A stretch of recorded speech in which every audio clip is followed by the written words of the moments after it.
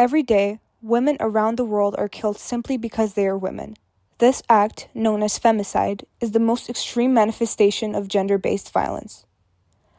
According to the United Nations, 1 in 3 women worldwide experiences physical or sexual violence in her lifetime, and many of these cases end in death. Femicide is not random. It is a consequence of systemic inequality, deeply entrenched patriarchal norms, and the failure of legal systems to protect women. Today, we explore the global reality of femicide, its causes, and the steps being taken to confront it. Violence against women has existed across cultures and history, often normalized or overlooked. In some regions, cultural practices and societal expectations reinforce male dominance, limiting women's autonomy and putting them at risk. Legal frameworks in many countries have historically ignored the gendered nature of violence. Only in recent decades have governments begun to recognize femicide as a distinct crime, yet enforcement and protection remain uneven.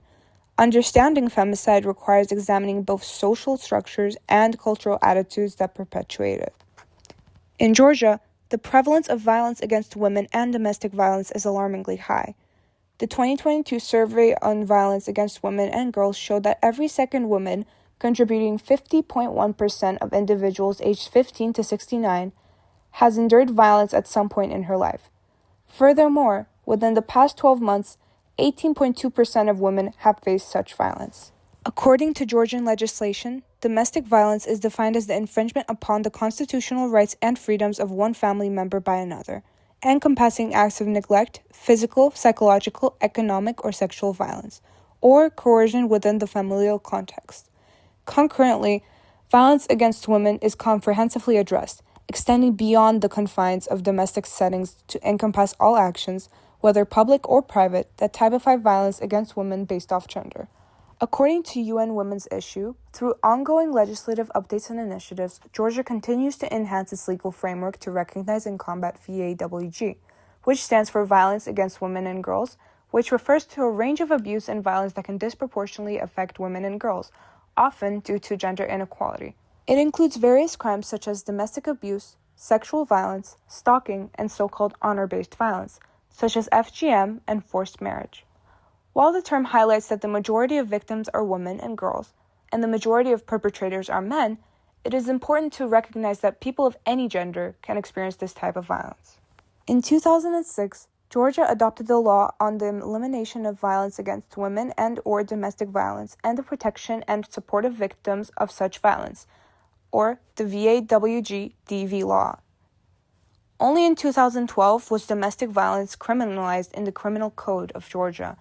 In 2017, the government of Georgia ratified the Council of Europe Convention on Preventing and Combating Violence Against Women and Domestic Violence, also known as the Istanbul Convention. In 2018, the Parliament of Georgia adopted changes to the Criminal Code of Georgia, adding gender-based and family member killing, as well as attempted murder, driving one to commit suicide, and the intentional infliction of harm to someone else's health, as aggravating circumstances of the crime.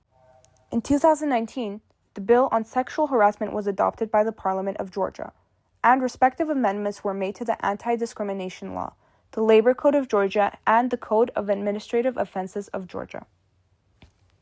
Victims of domestic violence in Georgia have access to dedicated hotlines offering round-the-clock support and guidance. The primary emergency number 112 provides immediate assistance to individuals in crisis. Additionally, victims and interested persons can seek support and advice by dialing the 116006 consultancy hotline, which is available in multiple languages to cater to diverse needs. Moreover, the Child Helpline 111 has been strengthened to receive calls from children concerning violence and other violations of child rights, ensuring the comprehensive support for vulnerable individuals in need of assistance. Let's take a look at a heartbreaking case that happened right here in Georgia. On October 11th, Natia's ex-husband Irakli Dekanoidze came to the store. First, he threw a grenade into the room, which did not explode. Then, he shot at her several times, and Natia, in horror, tried to run away. Her ex-husband caught up with her and hit her with the pistol grip several times, and Natia died the same day in the city hospital. This terrible story is retold by Keti, Natia's childhood friend. The friends had not seen each other for 2 years since they both left for work, one to Italy and the other to Turkey. Keti returned home when she learned about the murder of Natia.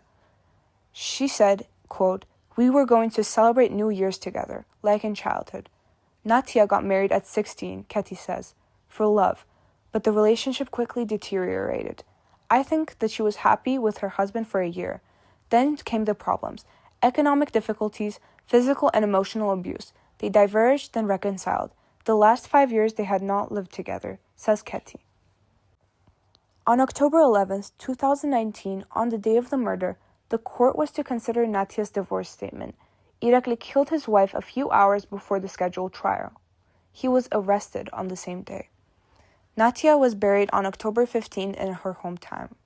During the funeral, her 11-year-old son was quickly taken away from the gravesite, while her 13-year-old daughter said goodbye to her mother for a long time. Now, the fate of the children will be decided in court. Now they live with their grandmother, the mother of their mother, and an aunt. But the father's family will also defend their right to guardianship.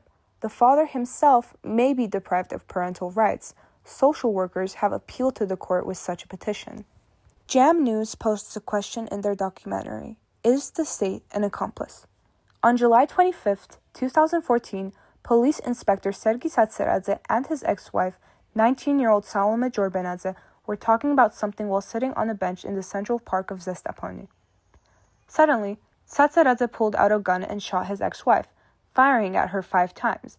Then he left, but soon returned, called the police, and surrendered to the authorities. Salome married 22-year-old Sergi at just the age of 16. She was a bright, popular girl in the small town of Zestaponi. She participated in beauty contests and had many admirers. A quote from Pati Jorbenadze, the mother of Salome, says that Salome was very proud of her appearance and she liked being a model. One day, Salome went to her friend's birthday, from where Satseradze, quote, abducted her and lured her into her car, announced that she would now be his wife, and took her home. This method of quote-unquote marriage is becoming less common in modern Georgia. Abduction of a person for any purpose is a serious crime for which the criminal code provides for up to 8 years in prison. However, Salome's parents did not sue Sergi because their daughter agreed to marry him. That is, to live with him as a de facto wife, because de jure marriage is impossible until the age of 18. Today, her mom says that Salome stayed in the kidnapper's house only because he threatened her with weapons. Salome's mother is a youthful brunette. Like many Georgians who have lost their loved ones, on her chest she wears a medallion with a photograph of her young daughter. A quote from her states that when she was 13 years old, "My husband and I had an accident. I was bedridden for 3 months. I could neither walk nor get up. Salome took care of me. She fed, bathed, and even made me up." The house is full of reminders of Salome. Her photographs and things are everywhere. In Salome's room on the bed are clothes, drawings and notebooks, her letters and poems, and now, in this room, are Salome's mother and her 7-year-old son, Sandro. "My daughter lived in fear and quarrels all the time," Patti says. Her husband forbade her from talking to her family or going to school. Salome managed to get away from Sergi and return to the parental home shortly after the birth of her son. But unfortunately, Satseradze did not want to give up. He was jealous, came to her house, threatened her, and made scandals.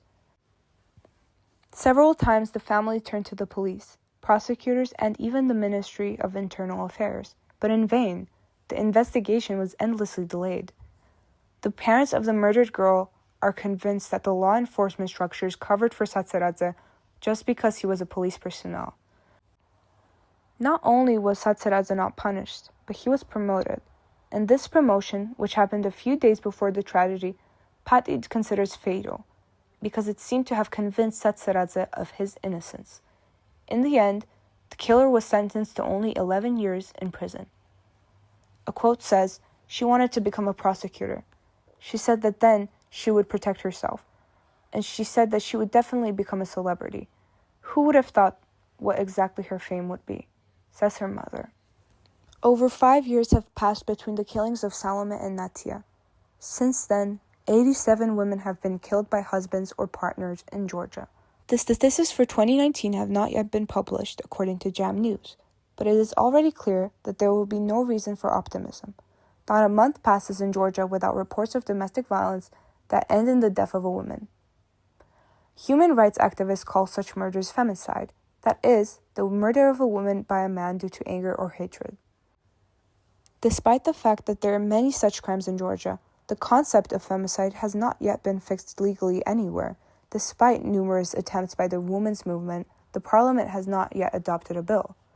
Representatives of the Georgian women's movement demand that the word femicide be included in the Georgian Penal Code and be interpreted as the intentional murder of a woman committed by her husband, ex-husband, partner, or former partner.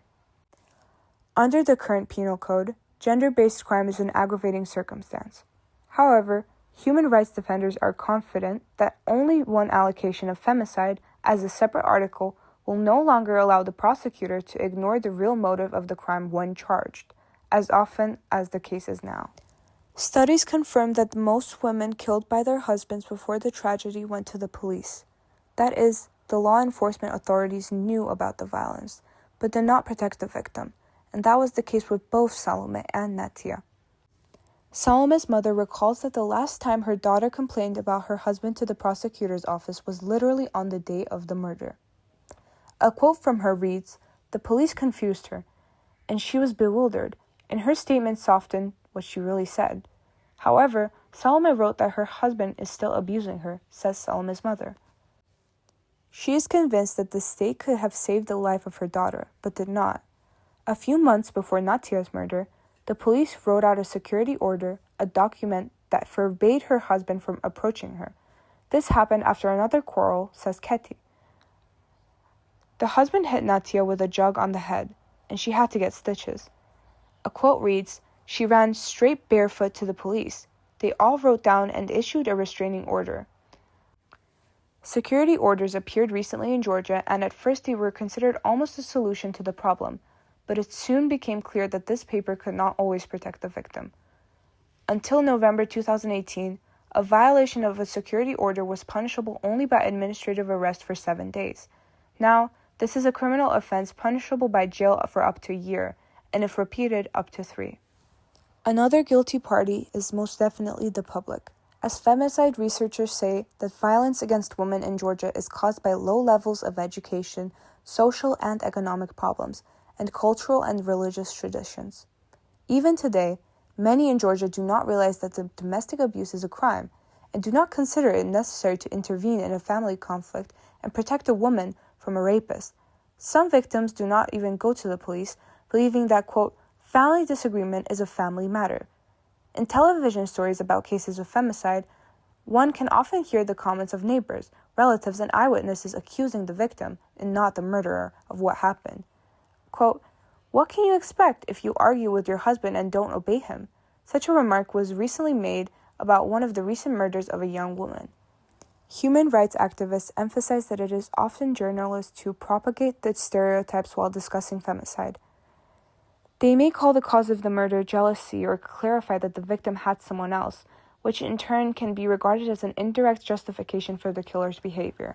According to Tamara Tskadadze, a professor at Ilia State University, one of the reasons for femicide is the norm of masculinity in Georgian society, which links the dignity of a man with the sexual behavior of his partner.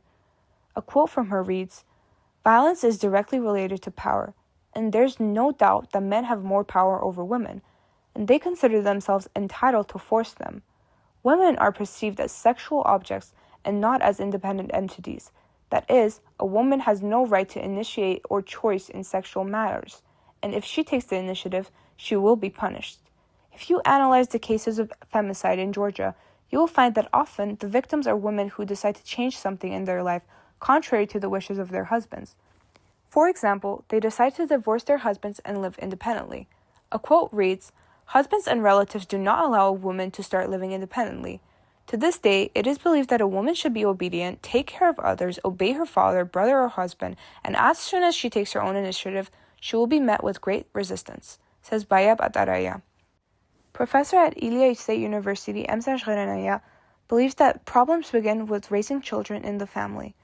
A quote reads, Parents look with approval at the sexual activity of their sons, and they are proud if they have many partners. But daughters do not have such rights.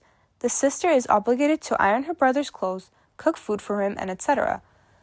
This standard in families must be destroyed. Parents must explain to their children what freedom means to both boys and girls. According to Baya Pataraya, the state does little to defend these cultural stereotypes. Quote, "We need the empowerment of women, which requires a deep reform, starting with the education system. Women should be told about their rights in school. Women need to be given more opportunities economically and politically, and the state should have a concrete plan of action. We may be passing the necessary laws, but in this regard we are seriously lagging," she says. Governments, organizations, and activists worldwide are working to combat femicide. Legal reforms, such as recognizing femicide as a distinct crime, improving the law enforcement response, and providing protection and support for survivors, are critical steps. Grassroots movements and awareness campaigns have also proven effective in changing social attitudes.